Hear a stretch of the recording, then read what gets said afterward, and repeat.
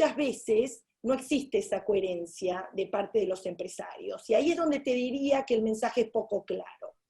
Ahora, tu pregunta me lleva a hacer otra, que es, ¿qué tenemos que comunicar los empresarios? ¿Y en qué dimensión?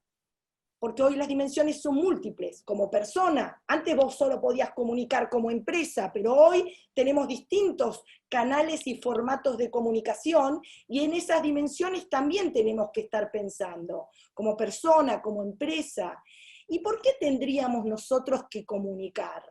Esto que hoy pareciera ser que nos reclama fundamentalmente la sociedad.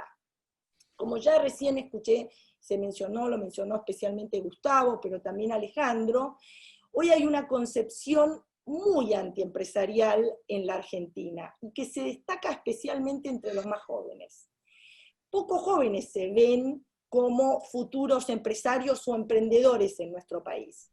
Esta situación hoy sí nos exige que en nuestra agenda como empresarios tengamos presente la construcción de una nueva mirada sobre las empresas y la actividad empresaria, y cuál es el impacto de las empresas y de nuestras actividades en la economía y en la sociedad.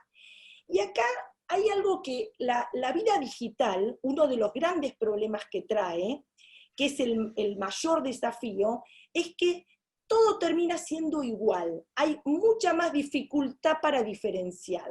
Todo pasa a planos similares. Entonces, hoy estamos en un mundo donde la diferenciación es la base de la construcción del pensamiento.